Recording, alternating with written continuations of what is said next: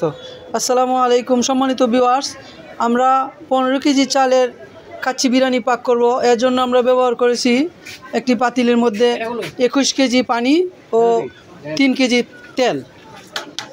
প্রথমে দেওয়া হলো জিরা বাটা, দেওয়া হলো আদা বাটা,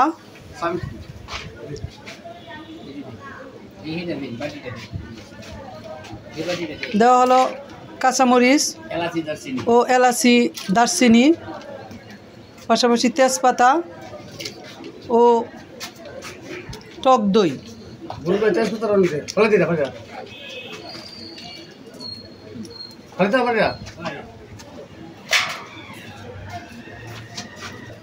দেওয়া হলো আলু বুখারা। না, আমরা ব্যবহার করতেছি আলু বুখারা।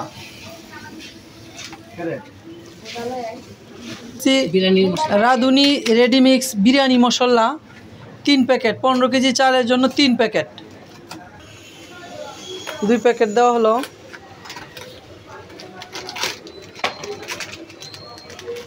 পনেরো কেজি চালের জন্য আমরা 3 প্যাকেট রাঁধুনি রেডিমিক্স বিরিয়ানি মশলা ব্যবহার করতেছি। এই যে 3 প্যাকেট বিরিয়ানি মশলা ব্যবহার করা হলো। আপনারা যদি ঘরোয়াভাবে পাক করতে চান তাহলে 2 কেজি চালের জন্য 4 কেজি পানি ব্যবহার করবেন, 1 কেজি চালের জন্য 2 কেজি পানি ব্যবহার করবেন। আর যদি 3 কেজি চালের উপরে হয় তখন আমরা দেড়া ব্যবহার করবেন, অর্থাৎ 3 কেজি চালের জন্য 4.5 কেজি পানি ব্যবহার করবেন। 10 কেজি চালের জন্য 15 কেজি পানি ব্যবহার করবেন। এখন আমরা দিয়ে দিলাম টেস্টি সল্ট, পরিমাণ মতো টেস্টি সল্ট।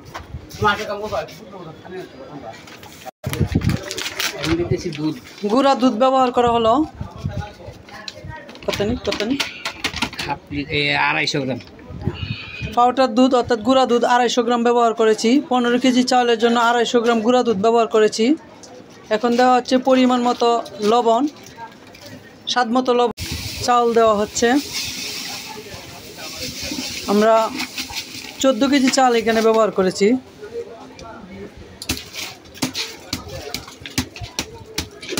বড় ভাই 14 কেজি চালের জন্য আমরা 20 কেজি পানি ব্যবহার করেছি। 14 কেজি চালের বিরিয়ানি নাড়াচাড়া দেওয়া হচ্ছে। কিছুক্ষণের মধ্যে আমরা একটু পানিতে বলা উঠেছে, যেহেতু কাশির গুস্ত দিয়ে দিব। কাচ্চি বিরিয়ানি কাশির গুস্ত দিয়ে আমরা একটা পাগল উঠবে বা বলা উঠবে, ওঠার পরে আমরা দম দিয়ে দিব। এখন আমরা কাশির গুস্ত দিয়ে দিচ্ছি। 14 কেজি চালের মধ্যে আমরা 14 কেজি কাশির গুস্ত দিয়েছি। আরও নিচে এলেন 14 কেজি চালের মধ্যে আমরা 14 কেজি কাশির গুস্ত দিয়েছি। দিলাম আমার ওনার কাছে দিলাম।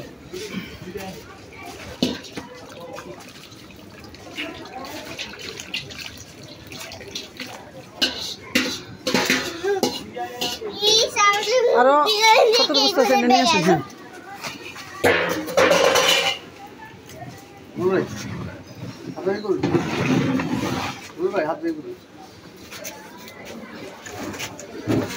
হ্যাঁ, গান শুনছি, আপনি তো করে নিচ্ছি, ছবি তো শুরু করছি শীতে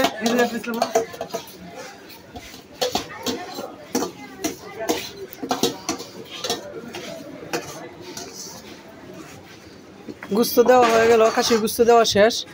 এখন কিছুক্ষণের মধ্যে আমরা দম দিয়ে দিব। নাড়াচাড়া দেওয়া হচ্ছে। জালের তাপটা স্বাভাবিক অবস্থায় রাখতে হবে।